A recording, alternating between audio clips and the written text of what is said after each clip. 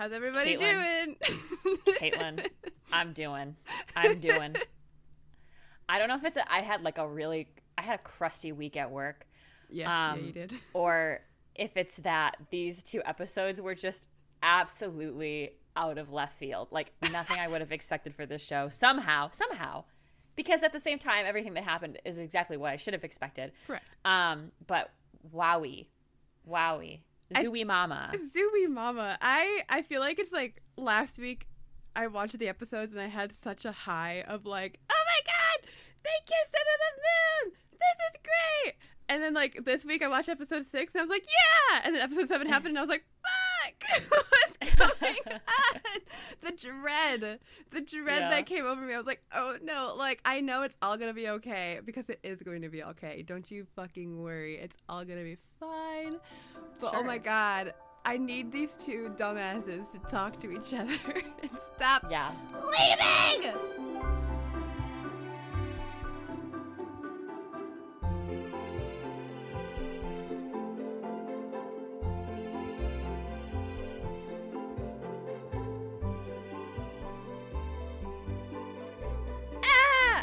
I was like so worried. So I wake up in the morning super horribly early to watch these because I can't go throughout my work day and not know what's going on, which is both good and bad because then I go, oh, at least I can watch it and I don't have to worry about spoilers. But then I go to work and that's all I can think about. I was useless last Thursday. Useless. There was moments where I was just staring at my computer going, they kissed under the moon. Yep. Oh, I should probably do my job.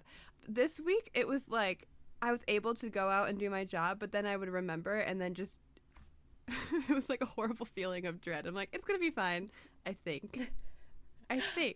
You and I were at a record store a couple weeks ago, and I bought Clouds by Joni Mitchell, which is an incredible record by her.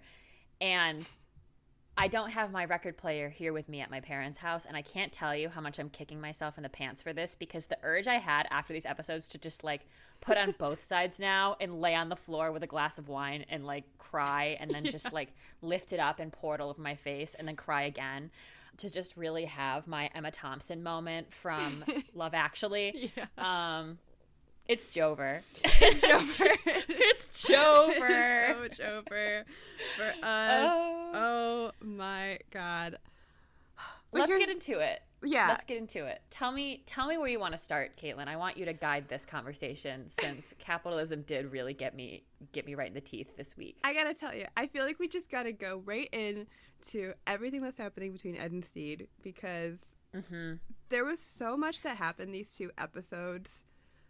And like here's why I love their relationship and why I love this show is because even though it's this fantasy workplace comedy, but actually it's a rom-com on a pirate ship and it's lovely. There's no rules. There's some rules. There's like you can do anything. I love that this show doesn't have Ed and Steed be this beautiful, lovely, perfect fairy tale romance.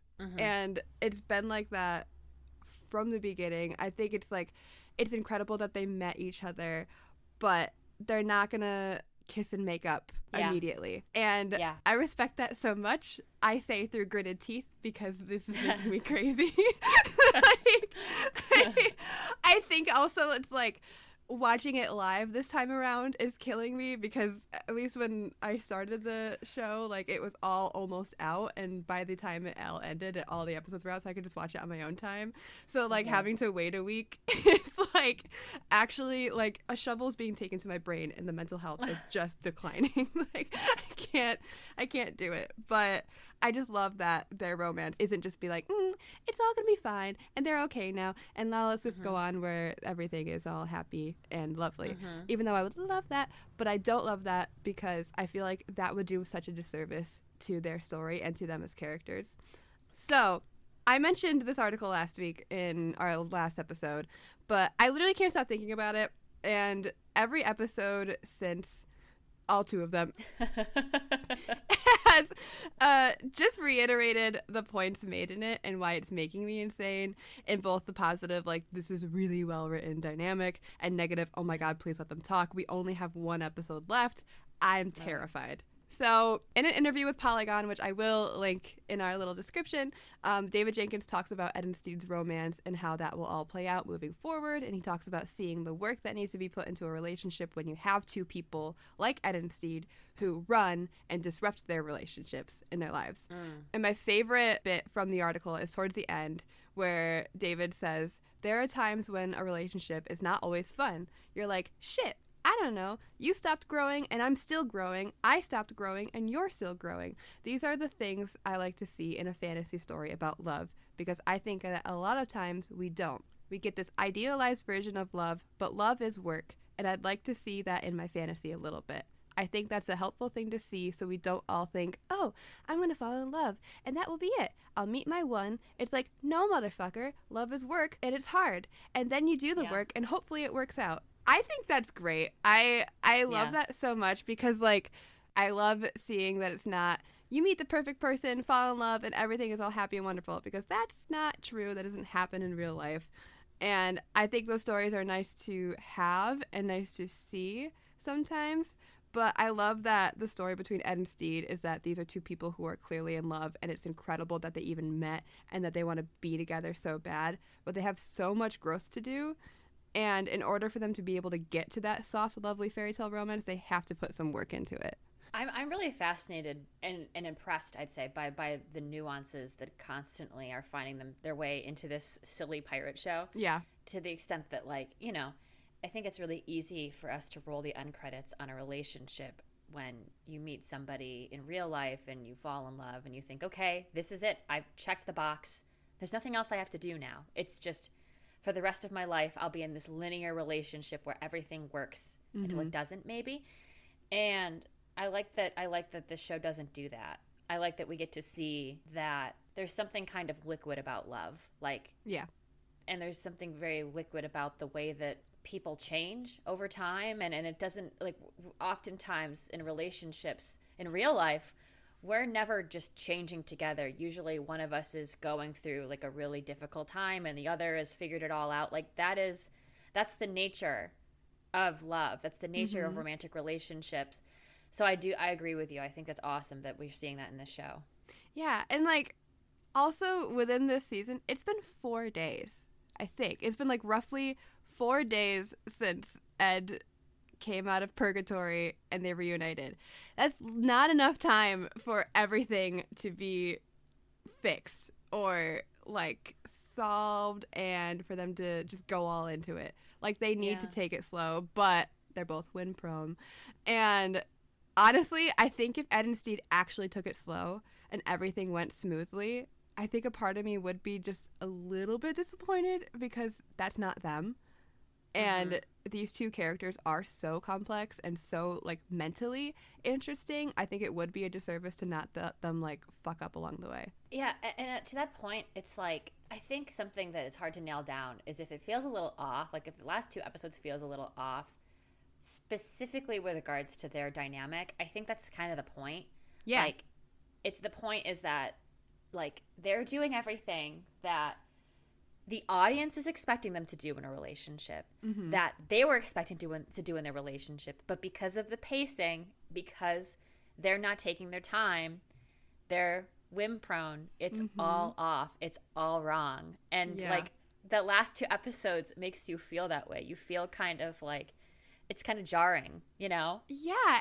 You know, and there's the argument of like, there should be more episodes to this show. For sure. I think they should have gotten 10 again. I think it would have been nice to have more time, and I think you can feel that sometimes, but I do feel like given what they were given, like David Jenkins and the creators and everybody involved are doing pretty well at sharing their story.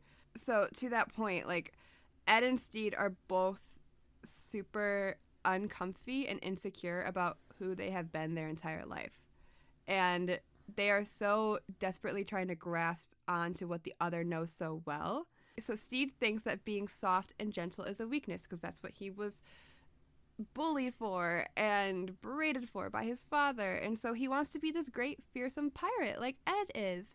And Steed admires the toughness that Ed has as a person and a pirate. And Ed does not want to be a pirate anymore, and he wants to be rid of that tough, scary pirate life and wants to be soft and gentle, like Steed. And Ed admires the softness that Steed has, but they literally don't know, like, the thing that they hate about themselves is something that the other loves so deeply. Mm-hmm. And they are, it is so interesting. And if they just told each other things, they wouldn't have these issues. But their insecurities get in their way, and, like, their lives that they've led so far, where it's just, like, Ed having to be Blackbeard his whole life for survival and never having the chance to be gentle, is just, like, he hates that so much. And then Steed, who is just at his nature just soft, gentle, and loves fine things, mm-hmm. he was always made fun of for his whole life, so he thinks that he needs to, in order to be a man, he needs to be tough and fearsome, so that's why he goes to become a pirate. And I just love that, like, even from season 1, their big romantic moments aren't at all fairy tales. Like, we could have had a big, lovely romantic moment under the moon in season 1, but we didn't, because Steed didn't pick up on social cues from Ed. And then their first kiss was a little awkward, which I think is great, and because that's real. And then, but afterwards, Steed leaves. And then their second kiss is cut off because Ed asked to take it slow, which is awesome. And then their first time shouldn't have even happened under these circumstances. Like, none of it, especially this season, is going how they think it should have. Yeah. The scene where Ed goes to comfort Steed could have been such a great parallel to the bathtub scene from episode 6 last season, which I thought we were going to get. And I was like, oh my God, this is going to be awesome. But the thing with Steed is that he never practices what he preaches. He never... he never, ever, ever talks it through. Ever. Like, I cannot think of a time where Steed actually opens up about how he feels when he does. And when he does, he starts to get cut off. Like, the example I could think of is when in episode 4 of the first season, Ed asks him if he ever feels like he's treading water waiting to drown. And Steed starts to answer, but then Ed keeps talking. So Steed has never really opened up about himself to anybody. Really, about what he's feeling, what he's doing. He's always just like, oh, what are you feeling? What are you doing? And how can we fix that? Like, this. Right. So he was never going to have, like, especially at this stage, he was never going to have that moment where Ed comes in and comforts him and Steed talks about it, because what Steed just went through was he was called an amateur pirate by this big name pirate, Ned Lowe, and he had to prove himself and save his crew and make him walk the plank to prove the fact that, like, no, he can do this. He's a pirate too. He's one of you. Let me show you how I can be a man. But it's just, there's so much more to it. And so then, instead of talking about how killing Ned Lowe was horrible for Steed and it caused him flashbacks of his father, instead of talking about his feelings with Ed, he lets his body take over and he makes out and has sex with Ed, which is like, they both go for it. They're both, like, running off of whims. Like, this day did not go as planned. They should have slow danced together and had a lovely party with their crew, but instead, this dude shows up from Ed's past and fucks it all up. And Ed, he started this episode having flashbacks of his own to all the bad shit that he's done, and also the trauma with his father, and then just some of the things that he wants to get away from. And then this pirate shows up because Ed pissed him off by breaking his record, and it's because of Ed's actions that Ned Lowe finds them and crashes their party and tortures everyone. So in Ed's eyes, Steed is being hurt because of him and his past, when he's like, it's me you want, it's me. Like, first of all, love that scene. We love seeing someone get tortured and the other one having to watch and be like, no, it's me you want. That's some good shit. Good shit. But Ed's like, that shit has to go. Like, he needs to let go of Blackbeard and that whole story, because it only brings them trouble and it interrupts these lovely romantic moments that they could possibly have. And then they have sex and it's consensual and it's fun, but it is a mistake because it's not what they need right now. And I think that's so apparent with all of the space that is left between them in the bed the next morning. We're immediately shown we are immediately shown that something is off. Like, he's trying, but it's wrong. So there's a Tumblr post from a lovely URL named asongaboutpirates, which talks about how Ed is getting the warmth and the food and the sex, the 3 things that he said in the gravy basket that he liked most about life, but he's getting them in the wrong way. Like, and they say in the post, like, he makes Steed breakfast in bed, but it's not the greatest breakfast. He doesn't know how. Like, the marmalade is literally, like, on the tray. Just smeared on the tray. Just smeared on the tray. And like, that's literally...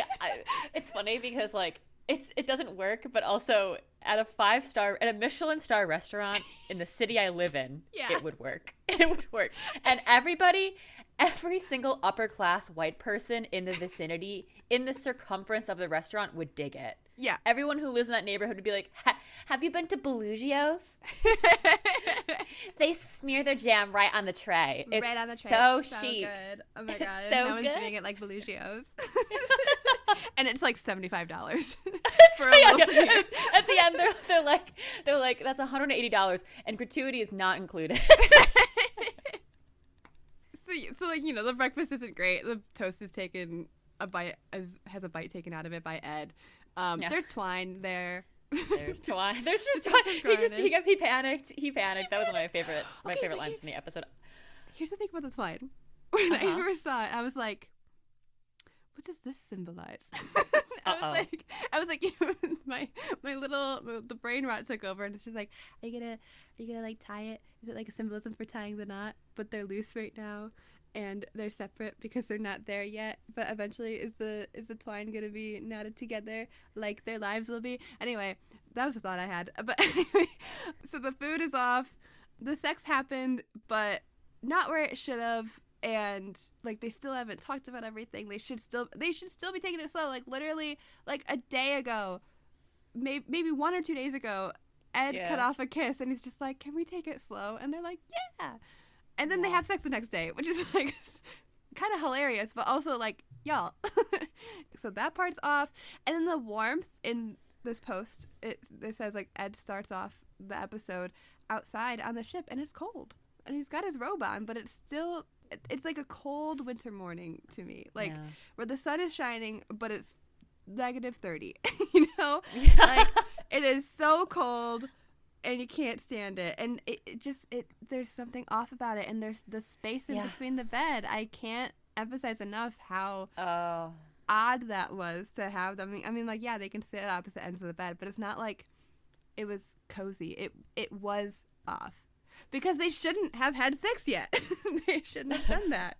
And not because it was bad writing, like they shouldn't have had sex yet. Why did they do that? It's because as characters, they are whim-prone. So that's what they did, and they made a mistake. And it's so good. It's so good. Yeah. And guys, let me tell you, my favorite thing about this episode are the parallels. Episode 7 is a parallel to Season 1, Episode 9. And it makes me go bingo boingo bonkers insane.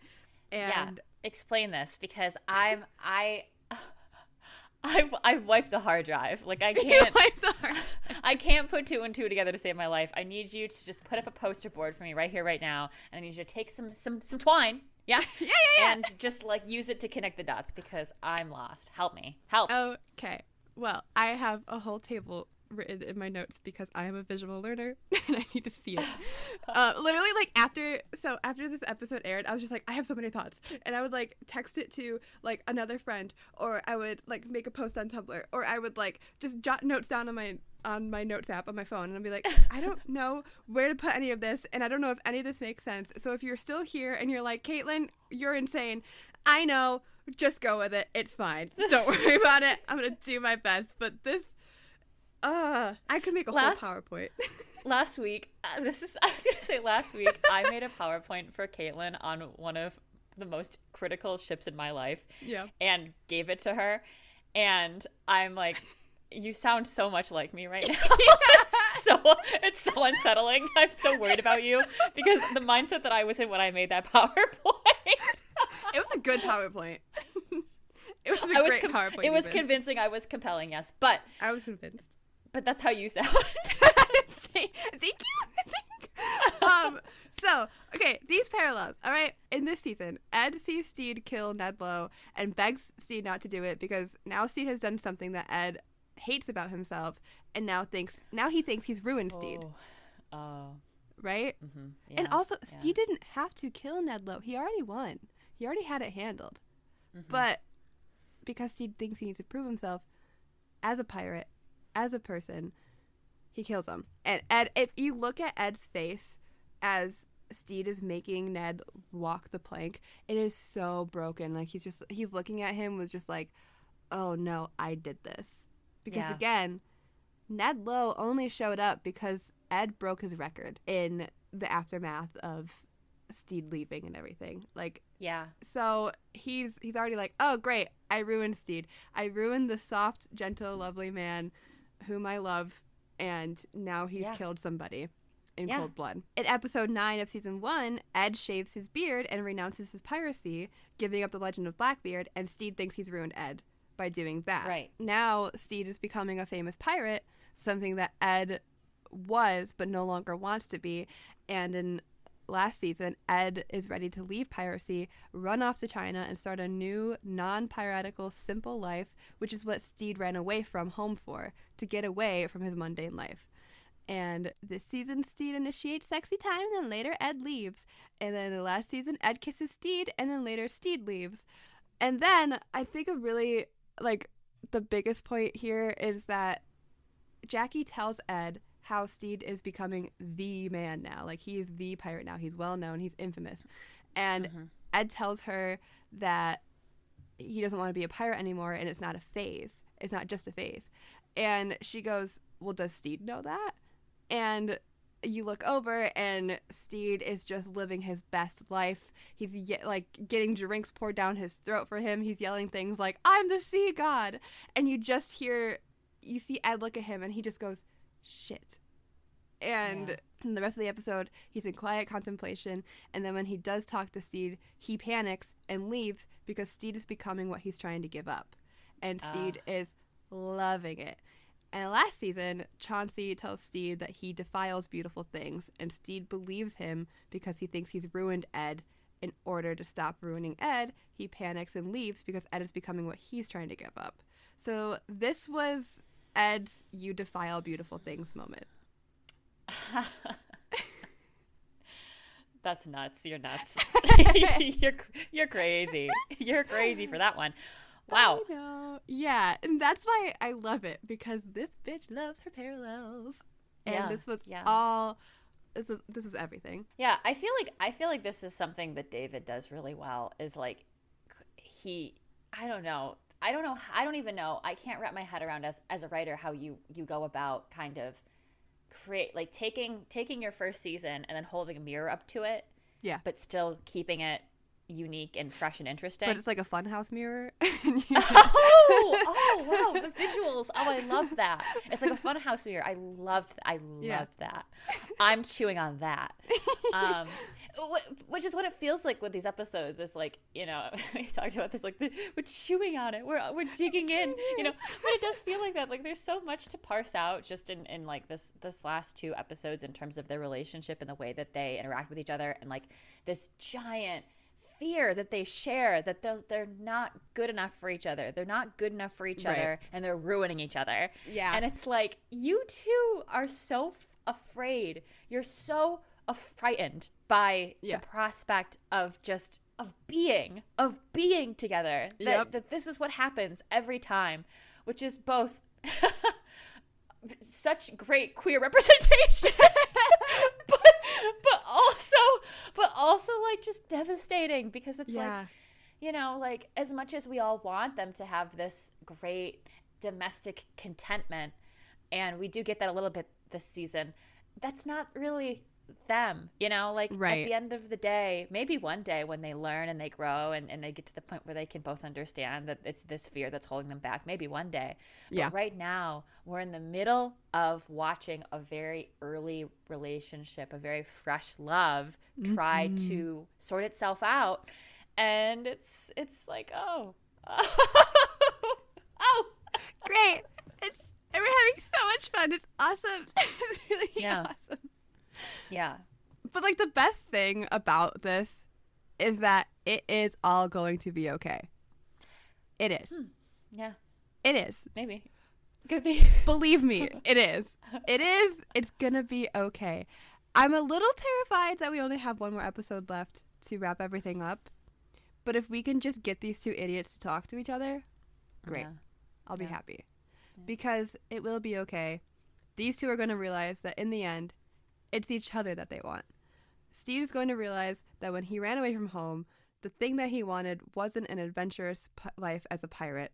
It was to love and be loved by someone who he actually loved back and someone he would actually want to spend the rest of his life with. Someone that he chose and someone who chose him back. And Ed is going to realize, and is already slowly realizing, that it's not the quiet domestic life that he seeks. It's a quiet domestic life spent with the man that he loves and to also be loved in return, to live his life and not just survive it. And the key thing for both of them is that they need to learn that the person who loves them loves every inch of them, even the parts that they find unlovable about themselves. And they need to learn how to properly communicate with each other before they can properly move their relationship forward. Because this season is about learning how to love. Next season, #renew as a crew, everybody, is when we can see them commit to each other and have the fairy tale moments and be married and open up an inn by the sea and live happily ever after the end. I'm clapping. I'm not going to clap so that I don't hurt people's ears, but I am clapping in my brain, in my mind, in my mind palace. No. So I agree with you. And you know what? I really... What I like a lot about this specific dynamic in this show, and this is something I find myself doing often, is taking myself right out of it and being like, this show, specifically, this show, in comparison to other shows. So if you've heard me doing that, that will continue because that's just the way I think about it. But like, I like this specific dynamic that Ed and Steed have because the romance they're having is so uniquely rare to see represented in television. Because it's an older one. Yeah. So the changing and the growing that's going on between them, it's something that happens for everybody, regardless of age in their relationships. But I think it's what makes it particularly compelling in this case is that it's distinctly happening to two people that are going through their midlife crisis. Yeah. And I think that that's something that is underrepresented in television is two people. You know, we see a lot of love stories with older folks where I think the framing is they figured it out, you know? Right. They've had their fun, which is depressing. But here it's very much we are both starting over. Like when we met, we were both starting over and we are still constantly starting over and trying again and trying again and trying to figure out because once you think you've found the thing that calls to you, the path forward is never linear. You know, it's right.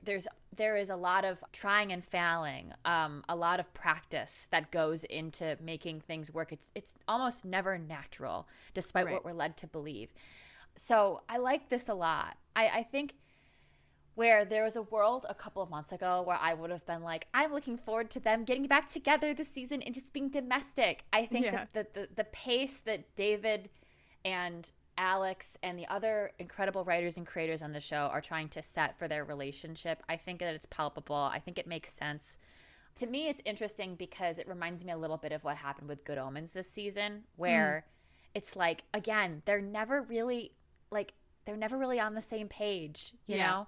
Yeah. And that is so much more interesting and complex than like, we did it. We kissed once and now we're together forever and nothing can ever go wrong. Right. And this ties back to what I said last week about, you know, toxic queer rap kind of, and that's that like if we were to just continue to tell stories where in general everything works out, that would be boring. Right. But also, if we were to tell if we were to tell stories distinctly about queer people where everything works out for them, as much as I think there's a place for those stories, I'm really excited that we live in a world where we can now explore the complexities of queer relationships in the way that we've been exploring toxic straight relationships for centuries. Right. Because I'm sick of toxic straight stories. I don't care anymore. I don't care. But I love this. Yeah, it's just a more interesting story. And I think that when we get the last episode and we're all able to sit down and watch this season as a whole, I think it'll like the placement of these 2 episodes will, I mean, I think they make sense where they are with everything that happened, but I think it's gonna make us feel better about how episode 7 ended when we get to episode 8, not knowing anything about episode 8. So as I say this, but I just think that it's like, you have to remember this is just one step in the story. And the fact that David Jenkins has said like he has like a 3-season plan. Yeah. And so season 1 was them meeting and falling in love, and then season 2 is them learning how to love and how they move forward with it, and season 3 will be how they can like move their lives forward as a complete unit. And as I keep saying, get married and have an end by the sea, and it's gonna be beautiful. I'm just manifesting it. Oh my God, help us renew it as a crew. I need season 3 like I need air. So bad. It's weird that you're talking about this right now, because there's a world in my head, it's like there is just a season 3, just because David said there's a season 3. I'm like, there's a season 3. Like, I haven't thought about the potential that they would still have to make the case for renewal. Yeah. And that makes me very nervous, because there have been a few shows that have gotten the chopping block during the strike, not because of the strike, but because of studios and their infinite greed. Support SAG-AFTRA. It is really, really, support SAG-AFTRA. So it is really important, I think, for fans to advocate right now and forevermore for a season 3. That's the call to action that we're gonna propose here and now. Welcome back to the Con O'Neill Corner, where we talk about Con O'Neill for an abnormal amount of time. Yay! Oh my God! On with that guy. I don't know, but I'm here for it. That little rat bastard has bewitched me body and soul. I gotta tell you, I'm sorry. Izzy Hans is now canonically written Levy and Rose, and I think that's wonderful. Oh, yeah. I mean, oh God, this keeps happening with this show. I think this is one of my favorite bits that David does, where he's like, one of the characters on the ship invented something that you all now use every day. Peanut butter, face masks, fan fiction, Levy and Rose, fan fiction, fan art. Like, it's just, I love the use of drag makeup in the Calypso's birthday scenes. I think what they're doing with Izzy's character this season is so interesting and unexpected. Yeah. Like, if this show was created or written by anybody else, I think he would have probably remained like the Izzy we knew from last season. But in this world, Izzy has such fascinating character growth and becomes kind of like a beacon on this ship, and I'm so interested in that. Like, I'm really interested in the path that was chosen for him this season, because it's so out of left field, but it works. Yeah, because there's like part of me that's just like, no, I want more of like the backlash of his actions, because like he is the person who pushed Ed into becoming Blackbeard again, and but then like because of that, everything happened, and he was treated so horribly by Ed, justifiably so in some parts. Yeah. And then you know what? Man lost his leg and he's half horse now, so part of me is like, that's good enough for me. And it's just he's more interesting as a character. Yeah. He's more interesting to me of just watching this man who hated everything start to realize, oh wait, maybe this is a good life to have. Maybe I should be open to this. And I don't know. He just intrigues me so much, and I just think it's fun, and I'm here for it. I want to say that the final couple of scenes of episode 7, where Izzy and Steed have this great solidarity over Ed, reminded me so much of the wives and mistresses scene from one of the final episodes of season 4 of Succession. Oh my God! Without giving too much away, but when they all sit in the... When they're all sitting together. Yep. Yeah. Wow. Like, that's just funny. One of my favorite dynamics in real life, but also in television, is when you have two people who have dated the same person and they, or like been romantically involved or psychosexually involved or whatever with the same person, and they have some solidarity about what it was like to be with that person. Yeah.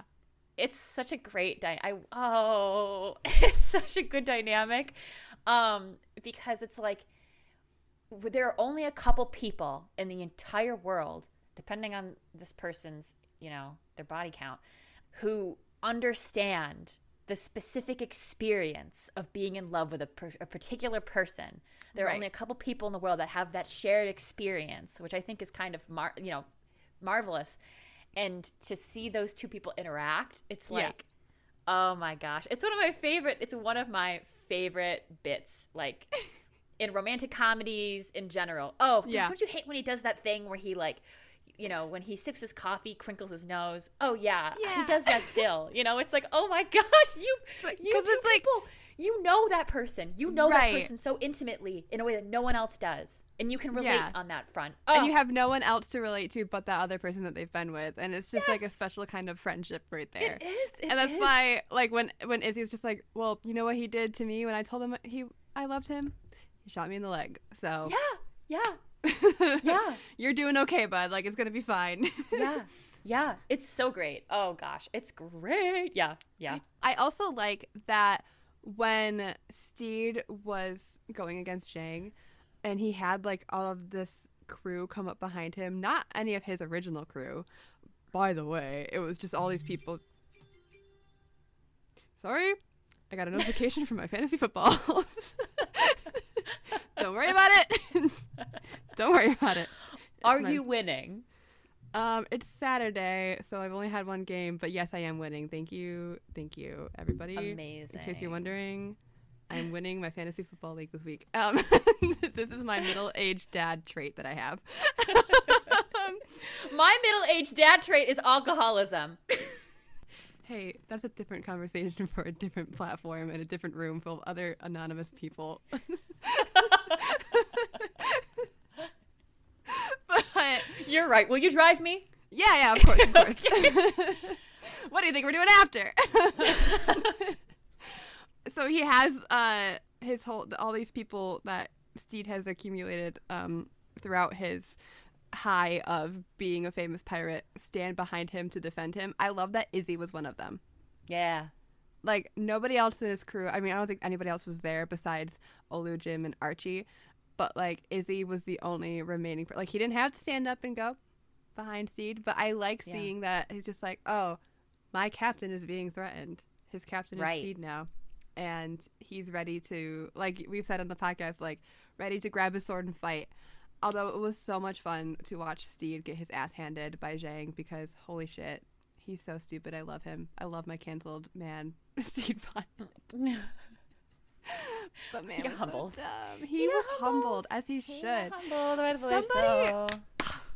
can't remember the name off the top of my head, so I'm so sorry. But somebody responded on our Instagram stories that, like, Steed fighting Zhang was equivalent to Ed, like, turning the ship into the storm, like, post breakup. And like, I had to, like, take a moment after reading it. So shout out to that person. Thank you for ruining my life. Fail boyfriends. Yeah. Oh my God, Ed, come get your cringe fail boyfriend. He is fucking everything up. Yeah. Come get your man. Come and get your man, who is in a blue shirt, by the way. Oh, say more about that. Oh, first of all, not only does he look fine as hell, but another detail I love about this show is how much they pay attention to color. So, like, we've talked about it, and they've talked about it with Ed in purple, and how you see more of that as he falls in love with Steed, and how Steed has more color in his life with the red robe as he falls in love with Ed, because Ed brings out more color in his life. Yeah. I love Steed in blue because it is a color that he wears when he wants to be taken seriously, and it's the color that he wears when his old self comes out. And there is a great post by someone whose URL is seriesfive, and I know what that is referring to, and I just want to say I'm sorry. But they have a great post on it. I will also link it in our description about when Steed wears the color blue, and he wears it when he is first introduced to us, when he's trying to be a big macho pirate. He wears blue in episode 5 when he enters high society again. He brings out that teal coat when he leaves Ed behind in Blind Man's Cove and when he's captured by the English, and then throughout all of episode 10 when he's trying to fit back into his old life and eventually leaves it.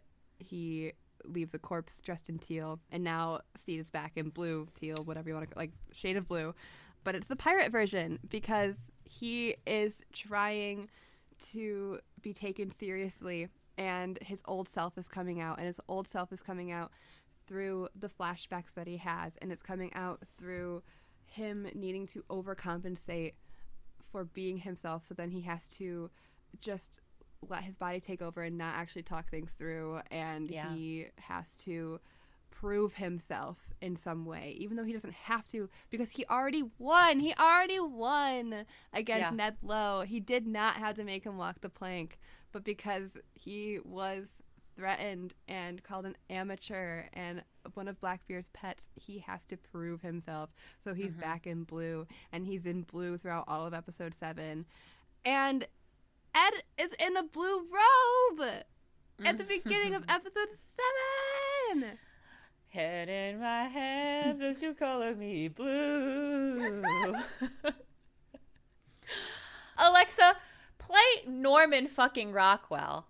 Oh no.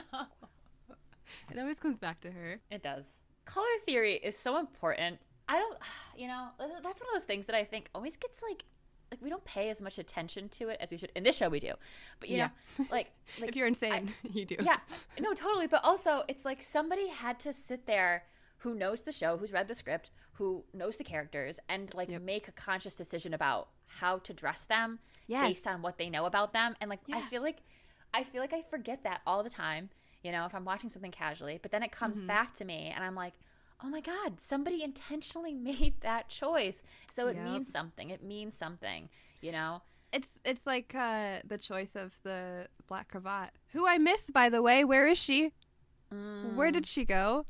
But also, okay, here's the thing about the black cravat. So obviously the black cravat is worn by Ed when they switch clothes, and then he keeps it, and then he keeps it on after the breakup, and then it goes away, but then it comes back when he's about to die, but now it's gone again, and we haven't seen it. And I think, like, even though I need to know where she is, I'm okay with not knowing where she is, because the black cravat symbolizes Steed's hold on people's lives. And I feel like Ed not wearing it now, it's like, we know that Steed is in his life now and how he wants to be with Steed. Like, we don't need that symbol anymore because now we see them together. And it was more needed in season 1 because just like, this is his impact on Ed. This is Steed's impact on Ed. This is Ed holding on to a piece of him. And then also, like, we see it with Mary and how her black cravat gets tighter and tighter the worse Steed gets and fucks up her life again. So I just think I'm okay with not seeing it for those reasons, and that makes sense. It's just like how I'm okay with not seeing the red silk again, even though I do miss her. I think it's good that we don't have the red silk because Steed is the red silk now in his red shirt. So yeah. So there's that. But the details are insane. Or Ed's gloves. He wears fingerless gloves all throughout season 1, and then in episode 10, when he's going full Kraken mode, he puts on full finger gloves. So there's no skin left to touch. And now that Steed is back, there's no gloves on his hands. Yeah. Details like that. Like details. It's incredible, and it makes me want to take my little shovel and continue to dig, you know? Just keep digging. Just keep digging. Just keep digging. Yeah. Just a quick good for Lucius and Pete on missing the entire torture and raid. Oh my God. Yeah. Good for them. They had no idea that they were being raided. They had no idea their crew was being tortured because they were having sex for 24 hours. And I just think that's what they deserve. Yeah. Let them do their thing. Let them have their moment. Yep. You know, think about this. There was a point this time last year when none of us thought this, but when he was dead, possibly. And now he's getting married. Yay! Yeah, I like when they come out and they're like, where have you guys been? Oh, we got engaged. Oh, cool.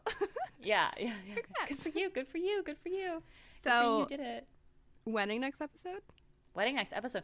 But also, how the hell does that fit into anything else that is going on in the next episode? There's 30 minutes left of the whole season. Put that in perspective. There's 30 minutes left of the whole season. Okay. If I could inject a little nuance here, don't send me hate mail. You mentioned earlier, like, you know, that there's an argument that this episode should have more seasons. I think I'm a strong advocate for that argument. This season should have more episodes. This season should have more episodes. This episode should have just more seasons. Fall, winter, spring, perhaps. Yeah. I agree that maybe there should be more episodes because, and this is like totally biased, but like, I don't know. I like the pacing of Ed and Steed's relationship. I think every argument that you've made about the way that it feels off and how that is intentional, I feel like that all makes sense to me.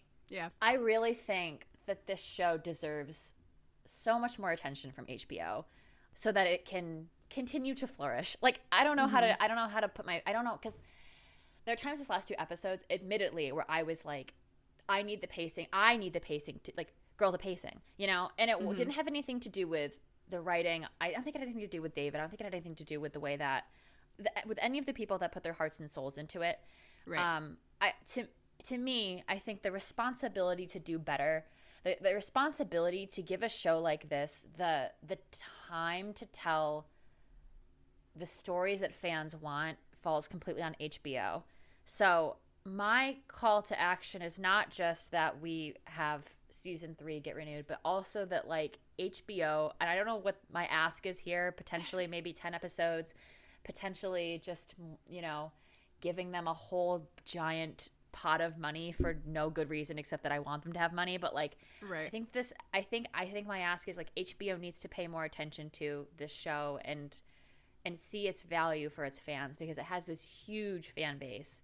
Yep. And just because it isn't a prestige drama, just because it isn't The Sopranos or Succession, it doesn't mean that it's not valuable. And when I think about this actor strike, I can't emphasize enough the importance of paying people properly for their craft, because of studios that have absolutely no intention of valuing their writers and producers and actors. Yeah. Sorry, yeah. That's all I have to say. Like, give us a season 3. Yeah. Just give us a season 3. Let us finish it out. Finish it out, because this show is so loved and so needed, and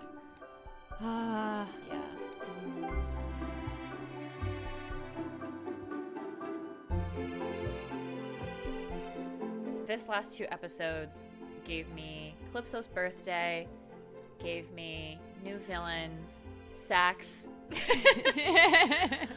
and I'm not normal about it. Yeah. I'm